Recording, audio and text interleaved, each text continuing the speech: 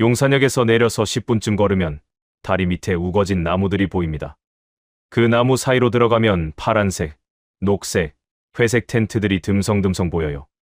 여기가 바로 용산역 텐트촌입니다. 저는 이길상 63세. 이곳에서 3년째 살고 있는 노숙인입니다. 제 텐트는 다리 바로 밑에 있어요. 이 자리는 이곳에서 제일 좋은 자리입니다. 비도 피하고 햇빛도 피할 수 있거든요. 아침에 일어나면 제일 먼저 텐트 깔판을 확인합니다. 깔판이 없으면 겨울 한기에 얼어 죽을 수 있어요. 공용 화장실은 없습니다. 공공시설을 이용하죠. 라면 끓일 냄비도 서로 빌렸습니다. 빌려서 물 좀 끓여가지고 라면 하나 먹는 게 일상이에요. 외부인이 오면 다들 경계합니다.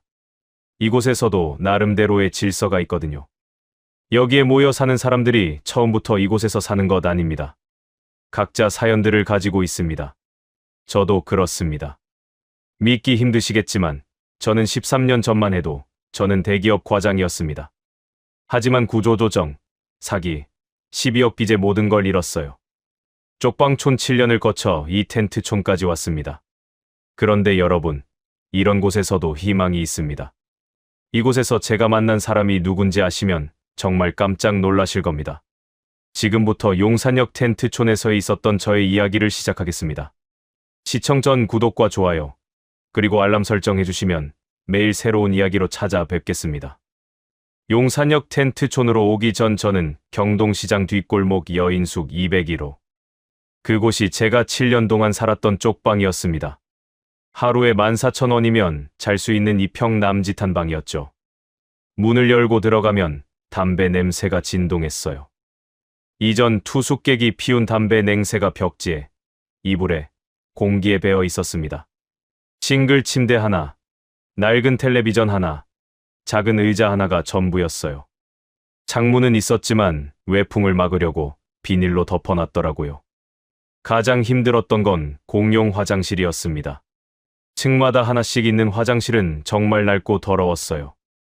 밤에는 조명도 어두워서 무섭기까지 했죠. 옆방 소리가 다 들렸습니다. 벽이 너무 얇아서 누군가 기침하는 소리, 텔레비전 소리, 뒤척이는 소리까지 전부 들렸어요. 저도 모르게 작은 소리에도 잠을 설쳤습니다. 밤마다 천장을 바라보며 생각했어요. 내가 어떻게 이렇게 됐을까? 13년 전만 해도 대기업 과장이었는데 연봉 7천만 원 받으며 35평 아파트에서 가족과 행복하게 살았는데 주말이면 가족과 골프도 치고 여행도 다녔는데 어떻게 이 좁은 쪽방에서 혼자 누워있게 됐을까? 제 나이 50세 때였습니다. 대기업에서 구조조정 명단에 올랐어요. 명예퇴직 권고를 받았죠. 18년 동안 성실하게 일했는데 50세라는 나이가 문제였습니다. 퇴직금 2억 5천만 원을 받았어요. 그때만 해도 자신감이 있었습니다. 다시 시작할 수 있다고 생각했어요. 아내도 걱정했지만 저는 괜찮다고 말했습니다. 그리고 지인과 함께 식자재 유통회사를 차렸어요. 퇴직금 전액과 아파트 담보로 3억을 더 빌려서 총 5억 5천을 투자했습니다.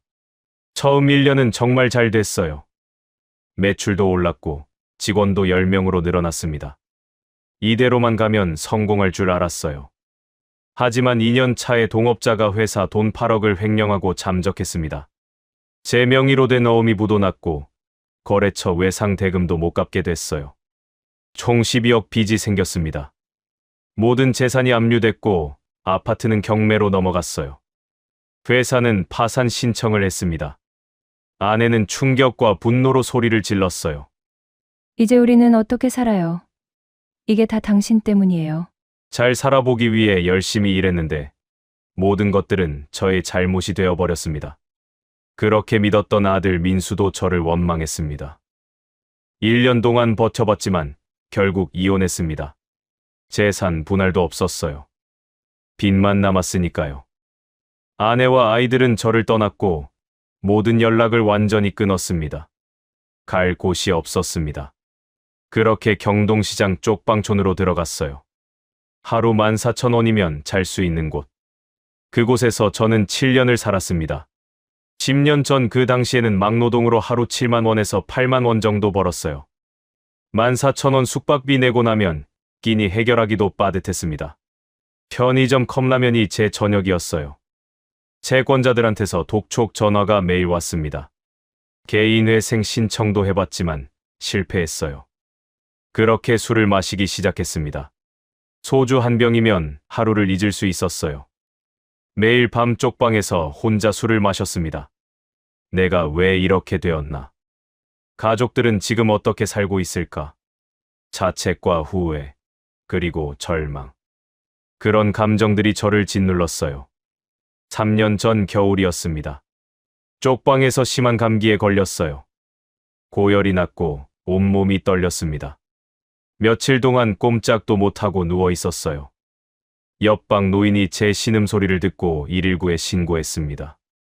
병원에서 사흘 동안 입원해 있었어요. 의사 선생님이 말씀하시더라고요. 계속 이러면 죽을 수도 있다고 술을 끊으라고요. 그 말을 듣는 순간 정신이 번쩍 들었습니다. 이렇게 죽을 순 없다. 이렇게 비참하게 끝낼 순 없다. 그날부터 술을 끊기로 결심했습니다. 그런데 퇴원하고 쪽방으로 돌아오니 재개발 공고가 붙어 있었어요. 2개월 후 철거 예정. 또다시 갈 곳을 잃게 된 거였습니다. 60세의 막노동도 이제 구하기 어려웠어요. 14,000원조차 부담스러운 처지가 됐습니다. 그렇게 용산역 텐트촌으로 이동했습니다. 비닐봉지 하나에 옷 몇 벌이 제 전 재산이었어요. 처음 텐트를 치던 날을 잊을 수가 없습니다. 용산역 다리 밑 우거진 나무 사이에 텐트들이 듬성듬성 보였어요. 이게 내 인생의 끝인가? 쪽방에서 텐트로. 더 이상 떨어질 곳도 없구나. 그런 생각에 눈물이 났습니다. 하지만 울고만 있을 순 없었어요. 살아야 했으니까요. 저는 텐트도 없었습니다. 멍하니 서 있는 저를 보고 옆 텐트에서 한 할머니가 나오셨어요. 여기 처음이에요? 그렇게 김정숙 할머니를 만났습니다. 할머니는 텐트촌에서 5년째 사시는 분이었어요. 저보다 10살 많으신 70세였죠.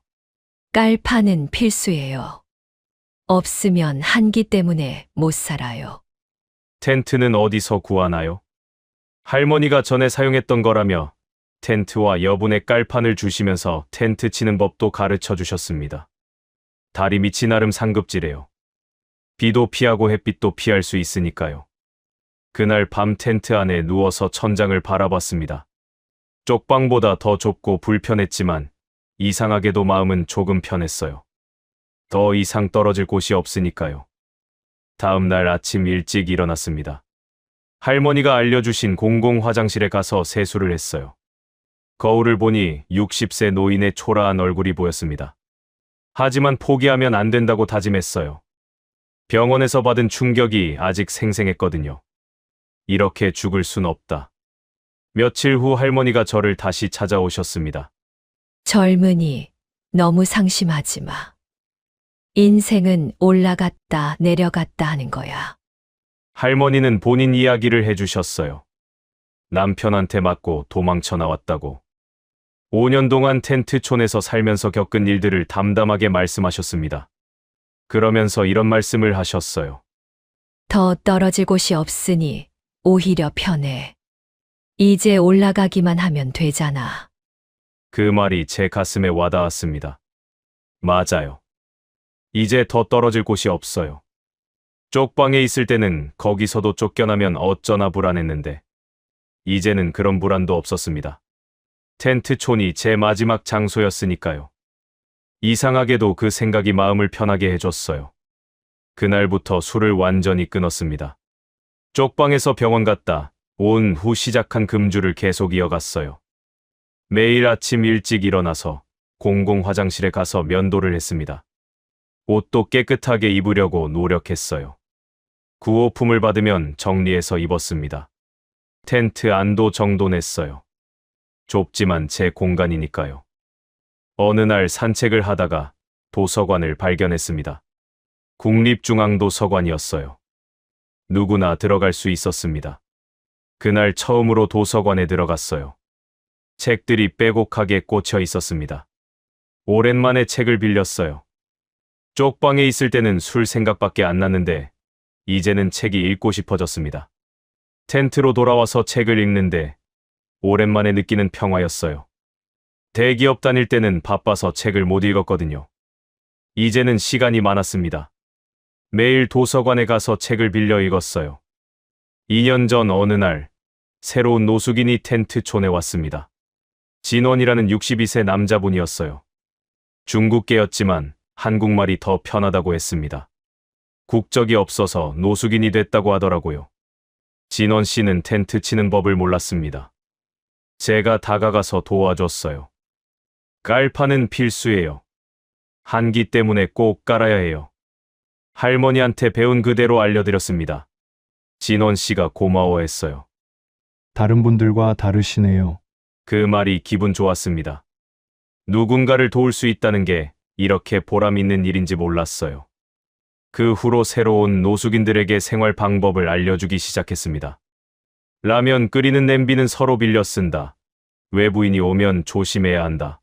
도서관 화장실에서 씻을 수 있다. 이런 것들을 알려줬어요.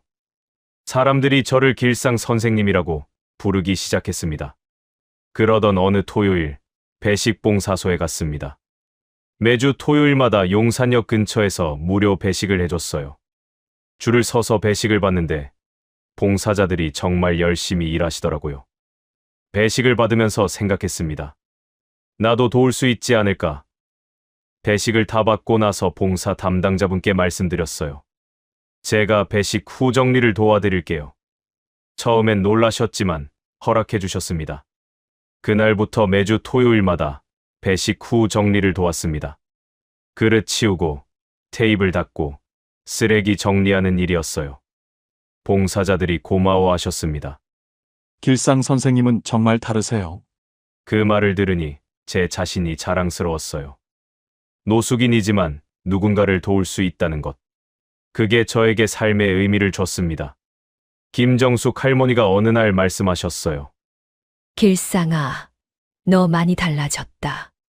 처음 왔을 때는 죽은 사람 같았는데, 이제는 살아있는 사람 같아. 할머니 말씀이 맞았습니다. 저는 텐트촌에 와서 오히려 다시 살아났어요. 쪽방에서는 술로 세월을 보냈지만 텐트촌에서는 책을 읽고 사람들을 도우며 살았습니다. 물론 힘들 때도 많았어요. 겨울 한기는 정말 견디기 어려웠습니다. 여름 더위도 마찬가지였고요. 가끔 아내와 아이들 생각이 나면 가슴이 아팠습니다. 10년 동안 연락이 끊긴 상태였어요. 민수와 지은이는 지금 어떻게 살고 있을까? 그런 생각을 하면 눈물이 났습니다. 하지만 연락할 방법이 없었어요. 전화번호도 모르고 어디 사는지도 몰랐으니까요. 그래도 포기하지 않았습니다. 매일 아침 일어나서 면도하고 도서관 가서 책 읽고 진원 씨한테 한글 가르쳐주고 토요일에는 봉사하는 일상. 그게 제 삶이 됐습니다. 텐트촌 사람들은 저를 존경했어요. 길상 선생님 덕분에 희망을 갖게 됐다고 말하는 사람들도 있었습니다. 그렇게 3년이 흘렀습니다. 63세가 됐어요. 대기업 과장에서 노숙인까지 제 인생은 정말 많이 변했습니다. 하지만 저는 포기하지 않았어요. 아직 저는 살아있고 누군가를 도울 수 있고 책을 읽을 수 있고 생각할 수 있으니까요. 그걸로 충분했습니다. 그날도 토요일이었습니다. 평소처럼 배식 봉사소에 갔어요. 아침 일찍 면도를 하고 깨끗한 옷을 입었습니다. 봉사자분들께 예의를 갖추고 싶었거든요. 배식소에 도착하니 봉사자들이 준비하고 계셨어요. 그런데 그날따라 한 분이 눈에 띄었습니다. 60대 초반쯤 되어 보이는 여자분이었어요. 단정한 옷차림에 차분한 표정이셨습니다. 다른 봉사자들과 함께 음식을 준비하시는데 뭔가 품위가 느껴졌어요. 저도 모르게 그분을 계속 보게 됐습니다. 드디어 배식이 시작됐습니다. 줄을 서서 기다렸어요. 제 차례가 왔을 때 그 여자분이 배식을 해주셨습니다. 안녕하세요. 감사합니다. 제가 정중하게 인사했어요. 그분이 저를 보시더니 잠깐 놀라는 표정을 지으셨습니다. 아마 노숙인한테서 이런 인사를 받아본 적이 없으셨나 봐요. 배식을 받고 자리에 앉았습니다. 진원 씨가 옆에 앉으셨어요. 길상 씨, 오늘 반찬이 좋네요. 제가 제 음식 중 일부를 진원 씨한테 나눠드렸습니다. 진원 씨, 이거 더 드세요. 반찬이 푸짐하니까 같이 먹어요. 진원 씨가 고맙다고 하셨어요. 식사를 마치고 평소처럼 정리를 도왔습니다. 그릇을 치우고 테이블을 닦았어요. 그때 그 여자분이 다가오셨습니다. 저 매주 오시는 것 같은데 항상 정리까지 도와주셔서 감사해요. 목소리가 참 따뜻했어요. 제가 할 수 있는 일이니까요. 저도 받기만 할 순 없잖아요. 그렇게 대답했습니다. 그분이 미소를 지으셨어요. 그 미소가 왠지 익숙한 것 같았어요. 어디서 본 것 같은데. 하지만 확신할 수 없었습니다. 다음 주 토요일에도 그분이 계셨어요. 이번엔 먼저 가서 인사를 드렸습니다. 안녕하세요. 오늘도 수고하십니다. 그분도 반갑게 인사해 주셨어요. 아, 안녕하세요. 오늘도 오셨네요. 짧은 대화였지만 기분이 좋았습니다. 3주째 되는 날, 그분이 개인적으로 책 한 권을 가져오셨어요. 배식이 끝난 후 저를 찾아오셔서 말씀하셨습니다. 혹시 책 좋아하세요? 이거 드릴까 해서요. 제가 깜짝 놀랐어요. 정말 감사합니다. 책을 받아 들었는데 깨끗한 책이었습니다. 제 남편이 좋아하던 책이에요. 남편을 4년 전에 잃었거든요. 저도 책을 좋아합니다. 매일 도서관에 가서 빌려 읽어요. 그렇게 말씀드렸어요. 그분이 놀라시더라고요. 도서관에 가세요? 네, 거의 매일 가요. 책을 읽으면 마음이 편해지거든요. 그분이 고개를 끄덕이셨습니다. 정말 교양 있으신 분 같아요. 4주째, 배식 후에 잠시 이야기를 나눴습니다. 실례지만 어떻게 여기까지 오시게 되었나요? 그분이 조심스럽게 물어보셨어요. 저는 잠시 망설였습니다. 하지만 이분은 진심으로 궁금해 하시는 것 같았어요. 대기업에서 18년 일했습니다. 50대에 구조조정으로 퇴직하고 사업을 시작했는데 동업자한테 사기를 당했어요. 집이역 빚에 모든 걸 잃었습니다. 간단하게 말씀드렸어요. 그분이 안타까운 표정을 지으셨습니다. 정말 힘드셨겠어요. 그러시더니 본인 이야기도 해주셨어요. 저는 4년 전에 남편을 잃었어요. 심근경색으로 갑자기 돌아가셨거든요. 너무 외로워서 봉사를 시작했어요. 우리는 서로의 아픔을 공유했습니다. 둘 다 사랑하는 사람을 잃었고 둘 다 외로웠어요. 그 순간 묘한 동질감이 느껴졌습니다. 5주째 되는 날이었습니다. 배식 후 좀 더 긴 대화를 나눴어요. 이야기하다 보니 자연스럽게 고향 이야기가 나왔습니다. 저는 경기도 광명 출신이에요. 그렇게 말했어요. 그분이 깜짝 놀라시더라고요. 네, 저도 광명이에요. 정말요? 혹시 광명고등학교? 제가 물어봤습니다. 네, 제가 광명고 나왔는데 그 순간 우리 두 사람이 멈췄습니다. 서로를 자세히 바라봤어요. 35년 전 기억이 물밀듯이 쏟아져 들어왔습니다. 도서관에서 함께 책을 정리하던 그 소녀. 조용하고 예뻤던 그 여학생. 혹시 도서부? 제가 떨리는 목소리로 물어봤습니다. 그분도 눈이 커지면서 손으로 입을 막으셨어요.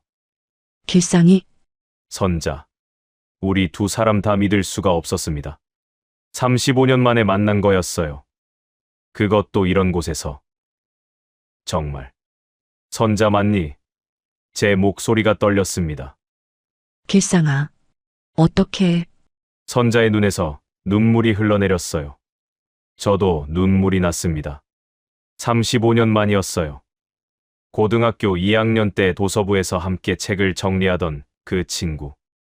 방과 후 함께 집에 가던 그 친구. 졸업식 날 연락처도 못 받고 헤어진 그 첫사랑. 우리는 한동안 말을 잇지 못했습니다. 그냥 서로를 바라보며 눈물만 흘렸어요. 35년이라는 시간이 너무 길었습니다. 그 사이에 우리는 결혼도 하고 자녀도 낳고 각자의 인생을 살았어요. 저는 몰락했고 선자는 남편을 잃었습니다. 드디어 선자가 입을 열었어요. 길상아, 네가 어쩌다가 이렇게. 저는 부끄러웠습니다. 선자 앞에 이런 모습으로 서 있다는 게 미안해. 이런 모습으로 만나서 제가 말했어요. 하지만 선자가 고개를 저었습니다. 아니야. 다시 만나서 정말 반가워. 그날 우리는 오랫동안 이야기를 나눴습니다. 35년 동안 각자 어떻게 살아왔는지, 어떤 일들을 겪었는지.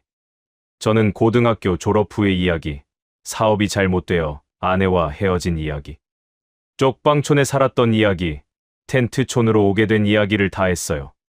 선자도 결혼 이야기, 남편과 사별한 이야기, 외로움에 대해 이야기를 해줬습니다. 다음 주에 다시 와도 될까? 선자가 조심스럽게 물어봤어요. 당연하지. 나는 항상 여기 있어. 제가 대답했습니다. 선자가 미소를 지으며 돌아갔어요. 저는 텐트로 돌아와서 멍하니 앉아 있었습니다. 35년 만에 선자를 만났다. 믿을 수가 없었어요. 그날 밤 김정숙 할머니가 물어보셨어요. 길상아, 무슨 일 있어? 얼굴이 환해졌네. 할머니, 고등학교 때 친구를 만났어요. 35년 만에요. 할머니가 웃으시면서 말씀하셨어요. 그래, 여자친구. 할머니는 다 아시는 것 같았어요. 그 다음 주 토요일, 저는 마음이 설레어 평소보다 더 일찍 배식소에 갔습니다. 면도도 더 깨끗하게 하고 옷도 가장 깨끗한 걸 입었어요. 선자도 일찍 와 있었습니다. 우리는 서로를 보고 미소를 지었어요. 배식이 끝난 후 근처 벤치에 앉아서 긴 대화를 나눴습니다. 길상아, 정말 많이 힘들었겠다. 선자가 제 손을 잡으며 말했어요. 선자도 많이 외로웠겠다. 혼자 사는 게 얼마나 외로운지 나도 알아. 우리는 서로의 35년 인생을 자세히 나눴습니다. 저는 결혼 33년 이야기를 했어요. 아내 은숙과 만나서 결혼하고 아들 민수와 딸 지은이를 낳고 평범하게 살았던 이야기. 그러다 50세에 구조조정당하고 사업하다가 사기당하고 12억 빚에 모든 걸 잃은 이야기. 이혼하고 자녀들과 완전히 연락이 끊긴 이야기까지 다 했습니다. 10년 동안 자녀들과 연락이 끊겼어. 민수는 나한테 다시는 연락하지 말라고 했고 지은이도 전화번호를 바꿨어. 지금 어디서 어떻게 사는지도 몰라. 그렇게 말하니 눈물이 났습니다. 선자도 본인 이야기를 해줬어요. 유치원 교사로 30년 일하다가 퇴직하고 남편 김태수와 평범하게 살았던 이야기. 딸 지원이 하나 있는데 지금은 외국계 회사에 다닌다고 했어요. 4년 전 남편이 갑자기 심근경색으로 돌아가셨대요. 너무 갑작스러워서 정신을 못 차렸다고. 지금은 혼자 25평 아파트에서 살고 있다고 했습니다. 혼자 사는 게 이렇게 힘든지 몰랐어. 지원이는 직장 때문에 바쁘고 일주일에 한 번 통화하는 게 전부야. 봉사가 내 유일한 낙이었어. 선자가 쓸쓸하게 웃으며 말했습니다. 7주째 되는 날, 저는 용기를 냈습니다. 선자야. 사실 고등학교 때 너를 좋아했어. 그렇게 고백했어요. 선자가 놀라는 표정을 지었습니다. 정말? 하지만 고백할 용기가 없었어. 졸업할 때도 연락처 물어볼 용기가 없었고, 선자가 제 손을 꽉 잡았습니다. 실은 나도. 길상이 너를 좋아했어. 그게 정말이야? 나도 연락처 물어보고 싶었는데 용기가 없었어. 그래서 35년 동안 후회했어. 우리는 35년 만에 서로의 마음을 확인했습니다. 그 순간이 정말 꿈 같았어요. 35년 동안 마음속에만 간직했던 제 첫사랑이 저를 좋아했다니요. 우리는 한참 동안 손을 잡고 앉아 있었습니다. 말은 필요 없었어요. 그냥 함께 있는 것만으로도 행복했습니다. 8주째, 선자가 텐트촌을 방문했어요. 처음엔 망설였지만 제가 괜찮다고 했습니다. 선자가 제 텐트를 보고 놀라워했어요. 여기서도 이렇게 깔끔하게 살고 있었구나. 책도 이렇게 많고 정리도 잘 되어 있고. 내가 할 수 있는 거라곤 이것뿐이야. 그렇게 대답했습니다. 진원 씨한테 한글 가르치는 모습도 보여줬어요. 선자가 감동한 표정을 지었습니다. 길상아, 넌 정말 대단한 사람이야. 그때 김정숙 할머니가 나타났어요. 오, 젊은 여자분이 오셨네? 할머니가 선자를 보고 빙그레 웃으셨습니다. 두 분 잘 어울리시네. 선자가 할머니한테 인사했어요. 안녕하세요. 저는 이선자라고 해요. 할머니가 선자 손을 잡으며 말씀하셨습니다. 그래, 선자씨. 길상이가 선자씨 이야기 많이 했어. 고등학교 때 친구라면서. 선자가 수줍게 웃었어요. 네, 35년 만에 다시 만났어요. 할머니가 의미심장하게 웃으시더라고요. 35년 만에 만난 인연이면 그게 그냥 우연이겠어? 운명이지. 두 사람 잘 됐으면 좋겠네. 할머니 말씀에 우리 둘 다 얼굴이 빨개졌습니다. 그날 저녁 선자와 함께 용산역 근처를 산책했어요. 해가 지고 있었습니다. 선자가 제 팔짱을 끼더라고요. 길상아, 너를 다시 만나서 정말 다행이야. 나도 그래. 내가 없었으면 난 그냥 텐트촌에서 외롭게 늙어갔을 거야. 선자가 고개를 제 어깨에 기댔습니다. 나도. 남편 잃고 너무 외로웠어. 매일 혼자 집에 있으면 미칠 것 같았어. 봉사를 시작했지만 그것도 한계가 있었어. 그런데 너를 만나고 나서 다시 살고 싶다는 생각이 들었어. 매주 토요일이 기다려졌습니다. 선자를 만나는 게 제 삶의 가장 큰 기쁨이었어요. 선자도 그런 것 같았습니다. 우리는 점점 가까워졌어요. 손을 잡고 산책도 하고 긴 대화도 나눴습니다. 어느 날 선자가 물어봤어요. 길상아, 이 나이에 다시 연애하는 거 실감나? 63세에도 연애를 할 수 있을 거라고 상상도 못했어. 사랑의 나이가 어디 있어? 제가 웃으며 대답했습니다. 선자도 웃었어요. 그치? 나도 그렇게 생각해. 하지만 속으론 조심스러웠어요. 저는 노숙인이고 밑바닥까지 내려온 사람이었으니까요. 이 관계가 계속될 수 있을까? 선자한테 짐이 되는 건 아닐까? 그런 생각이 들었습니다. 하지만 선자와 함께 있으면 그런 걱정도 잊혀졌어요. 주변 봉사자들도 우리를 주목하기 시작했어요. 김영희라는 봉사자가 선자한테 물어봤대요. 이 선생님, 저 남자랑 무슨 사이예요? 매주 만나시는 것 같던데. 선자는 고등학교 동창이라고 대답했다고 합니다. 김영희가 의심스러운 눈으로 봤대요. 동창치고는 너무 친해 보인다 했다고 선자가 그 이야기를 하면서 웃었어요. 사람들이 우리 이상하게 본대. 뭐가 이상해. 고등학교 친구 만나는 건데. 제가 태연하게 말했지만 속으론 걱정이 됐습니다. 선자 평판에 안 좋은 영향을 주는 건 아닐까. 어느 날 선자가 제게 물어봤어요. 길상아, 텐트촌 재개발 이야기 들었어? 듣긴 했는데. 3개월 후래. 그럼 어디 갈 거야? 모르겠어. 생각해봐야지. 선자가 제 손을 꽉 잡았습니다. 걱정하지 마. 뭔가 방법이 있을 거야. 그날 밤 텐트로 돌아와서 많은 생각을 했습니다. 3개월 후면 또 갈 곳이 없어져요. 선자와의 관계는 어떻게 될까? 선자 딸이 우리 관계를 알게 되면 뭐라고 할까? 불안한 생각들이 밀려왔습니다. 하지만 선자를 생각하면 힘이 났어요. 35년 만에 다시 만난 첫사랑. 이번에는 놓치고 싶지 않았습니다. 무슨 일이 있어도 함께하고 싶었어요. 9주째 되는 날, 선자가 심각한 표정으로 다가왔어요. 배식 후 대화를 나누는데 선자가 말했습니다. 길상아, 어제 지원이한테 내 이야기했어. 그랬더니 뭐라고 해? 제가 조심스럽게 물어봤습니다. 선자가 눈물을 글썽이며 말했어요. 지원이가 반대해. 선자의 딸 지원은 대기업 부장과 결혼을 앞두고 있었습니다. 예비 시댁이 보수적이고 신부 집안 배경을 매우 신경 쓴다고 했어요. 지원이가 선자에게 말했대요. 엄마가 노숙인과 사귄다는 거 알면 파혼될 거라고요. 제발 결혼식까지만 기다려 달라고요. 저는 가슴이 아팠습니다.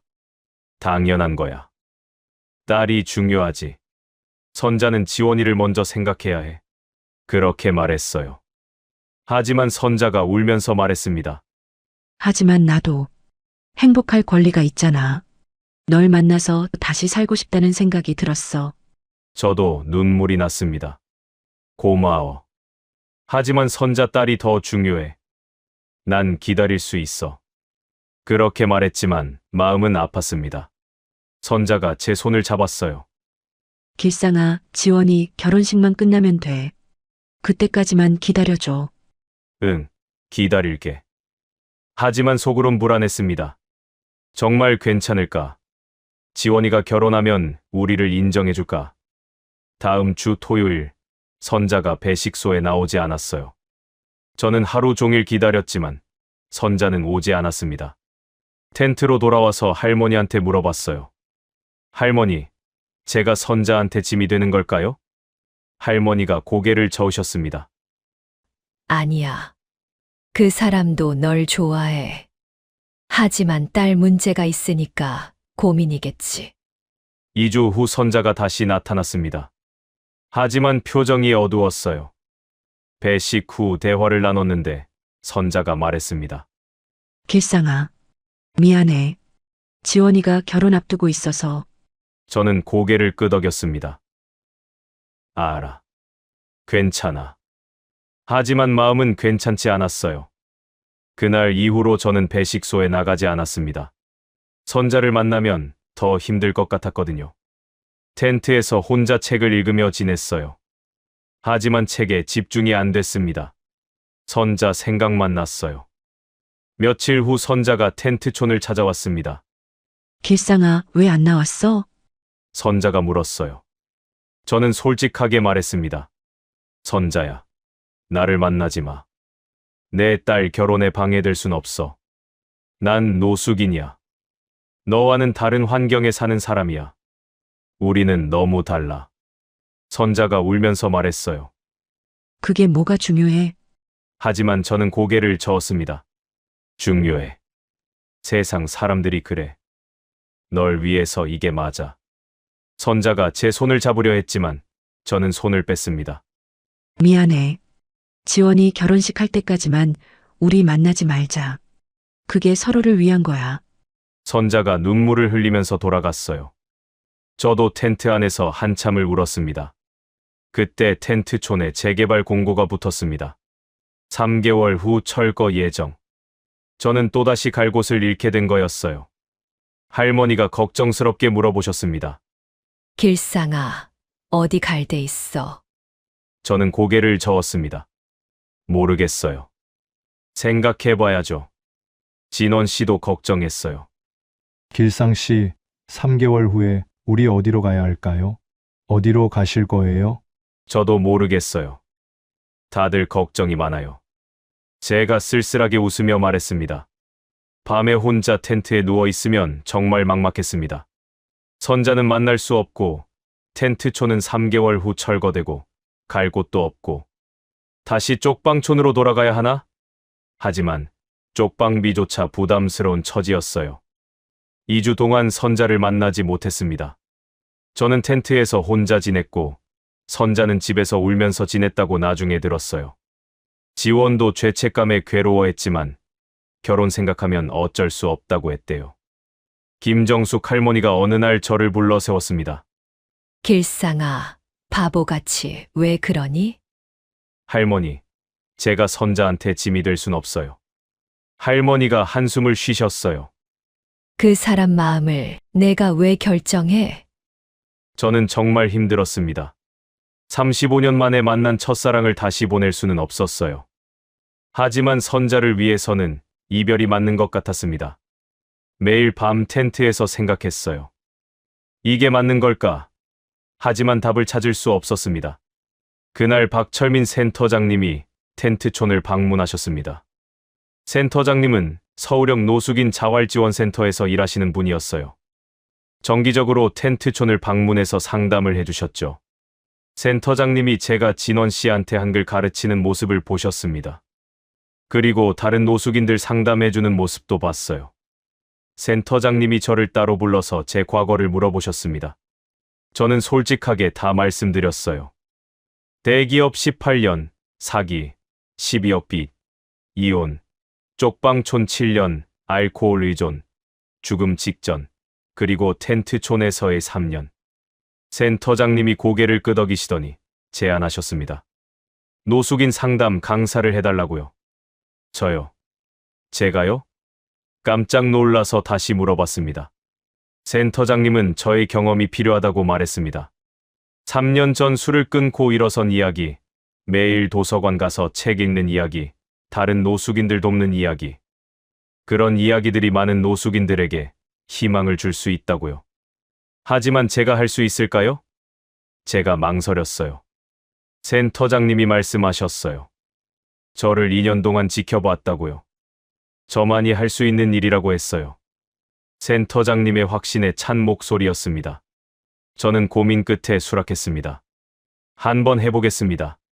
저 강의 날이 다가왔습니다. 정말 떨렸어요. 김정숙 할머니와 진원 씨가 응원해줬습니다. 자활센터 강의실에 들어갔습니다. 노숙인 20여 명이 앉아 있었어요. 다들 저를 쳐다봤습니다.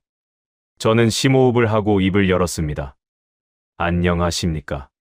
저는 이길상입니다. 저도 여러분처럼 텐트촌에 살고 있습니다. 청중들이 놀라는 표정을 지었어요. 저는 계속 이야기했습니다. 저는 13년 전 대기업 과장이었습니다. 18년 동안 성실하게 일했어요. 50세에 구조조정으로 퇴직했고 동업자와 사업을 시작했습니다. 하지만 동업자가 8억을 횡령하고 잠적했어요. 총 12억 빚이 생겼고 모든 재산이 압류됐습니다. 아파트는 경매로 넘어갔고 저는 이혼했습니다. 자녀들과도 완전히 연락이 끊겼어요. 청중들이 숨을 죽이고 들었습니다. 저는 쪽방촌에서 7년을 살았습니다. 하루 14,000원짜리 방에서 막노동으로 하루하루를 버텼어요. 매일 밤 술을 마셨습니다. 자책하고 후회하고 절망했습니다. 3년 전 죽음 직전까지 갔습니다. 고열로 쓰러져서 병원에 입원했어요. 의사 선생님이 말씀하셨습니다. 계속 이렇게 살면 죽는다고요. 그때 정신을 차렸습니다. 이렇게 죽을 순 없다. 그 후 술을 끊었어요. 쪽방촌 재개발로 텐트촌으로 왔습니다. 처음엔 절망적이었어요. 하지만 어느 할머니가 말씀하셨습니다. 더 떨어질 곳이 없으니 오히려 편해. 이제 올라가기만 하면 되잖아. 그 말이 제 인생을 바꿨습니다. 저는 매일 아침 면도를 하기 시작했어요. 도서관에 가서 책을 읽었습니다. 새로운 노숙인들을 도왔어요. 봉사활동도 시작했습니다. 제가 할 수 있는 일을 하나씩 했습니다. 그러자 사람들이 저를 길상 선생님이라고 부르기 시작했어요. 누군가를 도울 수 있다는 게 이렇게 보람 있는 일인지 몰랐습니다. 여러분, 저는 포기하지 않았습니다. 63세 노숙인이지만 아직 할 수 있는 일이 있습니다. 여러분도 할 수 있습니다. 나이는 중요하지 않아요. 처지도 중요하지 않습니다. 중요한 건 포기하지 않는 마음입니다. 제 목소리가 떨렸지만 힘차게 말했습니다. 강의가 끝나자 뜨거운 박수가 쏟아졌습니다. 한 노숙인이 다가와서 말했어요. 선생님, 저도 다시 해볼게요. 감사합니다. 그 말을 듣는 순간 눈물이 났습니다. 센터장님이 제 강의를 언론에 제보했습니다. 며칠 후 뉴스에 나왔어요. 텐트촌의 신사, 노숙인에게 희망 전해. 대기업 출신, 사기로 모든 것, 잃고도 3년 만에 술 끊고 봉사자로. 기자가 인터뷰를 요청했습니다. 저는 솔직하게 대답했어요. 저의 경험이 누군가에게 도움이 된다면 그것만으로 감사합니다. 기사가 SNS에서 폭발적으로 확산됐습니다. 댓글이 수천 개 달렸어요. 감동입니다. 존경합니다. 진짜 신사시네요. 이런 분이 노숙인이라니 안타깝습니다. 제가 유명해졌습니다. 그때 선자의 딸 지원이가 뉴스를 봤다고 했습니다. 엄마가 말씀하신 그분. 지원은 남자친구한테 기사를 보여줬어요. 남자친구가 말했대요. 대단하신 분이네. 예비 시어머니도 뉴스를 봤습니다. 시어머니와 식사하는 중 제 이야기가 나왔답니다. 지원아, 이 뉴스 봤어. 텐트촌의 신사 말이야. 정말 훌륭하신 분이더라. 인간성이 정말 대단하신 것 같아. 지원이가 대답했다고 했습니다. 그분이 사실 저희 어머니가 아시는 분이라고요. 시어머니가 놀라며 말했대요. 정말이냐고, 꼭 한번 뵙고 싶다고요. 지원의 생각이 바뀌었습니다. 엄마한테 전화했다고 합니다. 자기가 잘못 생각했다고. 그분 정말 대단하신 분이라고요. 자기의 편견이었다며 엄마에게 사과했다고 합니다. 선자가 자활센터를 찾아왔습니다. 제 강의가 끝난 후였어요. 강의실 밖에서 기다리고 있더라고요. 저는 선자를 보는 순간 멈춰 섰습니다.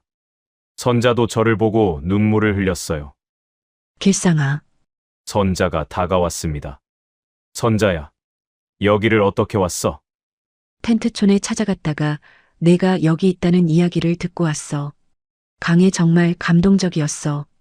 처음부터 끝까지 다 들었어. 선자가 말했습니다. 우리는 그 자리에서 포옹했어요. 2주 만이었지만 정말 오래된 것 같았습니다. 미안해. 내가 너무 내 생각만 했어. 아니야. 내 딸 생각하는 게 당연한 거야. 선자가 고개를 저었어요. 지원이가 뉴스 보고 생각을 바꿨어. 선자는 지원이와 지원이 시댁의 반응에 대한 이야기를 전해줬어요. 내가 너를 더 비참하게 만든 것 같아. 정말 미안해. 다시 나를 만나줄래? 며칠 후 지원도 저를 만나러 왔습니다. 선자와 함께였어요. 선생님, 저는 엄마, 딸 지원이에요. 지원이 정중하게 인사했습니다. 저는 당황했어요. 그래, 내가 지원이구나. 지원이 고개를 숙였습니다. 죄송해요. 제가 편견이 있었어요. 선생님은 정말 훌륭하신 분이세요. 아니야. 당연한 거야. 시댁이 당연히 중요하지. 제가 말했습니다. 하지만 지원이 고개를 저었어요. 아니에요. 뉴스 보고 깨달았어요. 신분이나 처지가 중요한 게 아니라 그 사람 자체가 중요하다는 걸요. 저희 엄마 잘 부탁드려요. 지원이 진심으로 말했습니다. 선자가 눈물을 흘렸어요. 며칠 후였습니다. 선자가 저를 집으로 초대했어요. 저는 긴장하며 갔습니다. 선자와 지원이 함께 나와 있었어요. 저는 꽃다발을 준비해 갔습니다. 저렴한 꽃이었지만 정성껏 골랐어요. 선자야. 제가 입을 열었습니다. 35년 전 하지 못했던 말을 하고 싶어. 선자가 저를 바라봤습니다. 나와 결혼해 줄래? 저는 작은 반지를 꺼냈습니다. 센터에서 받은 강사료로 산 거였어요. 선자의 눈에서 눈물이 흘러내렸습니다. 응, 정말 좋아. 선자가 대답했어요. 우리는 포옹했습니다. 지원도 울면서 축하해줬어요. 엄마, 축하해. 두 분 정말 잘 어울리세요. 지원이 우리를 예비 시댁에 초대했습니다. 저는 정말 떨렸어요. 하지만 선자가 제 손을 꽉 잡아줬습니다. 걱정하지 마. 다 잘 될 거야. 예비 시아버지와 시어머니가 따뜻하게 맞아주셨어요. 뉴스에서 봤습니다. 정말 대단하십니다. 시아버지가 말씀하셨습니다. 차돈 어른, 훌륭하세요. 지원이가 좋은 새아버지를 만났네요. 시어머니도 웃으며 말했습니다. 저는 감동했어요. 노숙인인 저를 이렇게 존중해주다니. 선자도 행복한 표정이었습니다. 며칠 후 구청에서 혼인신고를 했습니다. 증인은 김정숙 할머니와 박철민 센터장님이었어요. 할머니가 제 손을 꽉 잡으며 말씀하셨어요. 축하한다. 길상아. 나이 들어 하는 결혼이 더 소중한 거야. 센터장님도 축하해 주셨습니다. 저는 선자의 25평 아파트로 이사했습니다. 제가 집에서 자는 건 10년 만이었어요. 따뜻한 방, 깨끗한 침대, 화장실. 모든 게 꿈 같았습니다. 이게 꿈인가? 제가 중얼거렸어요. 선자가 제 손을 잡으며 말했습니다. 우리의 새 시작이야, 길상아.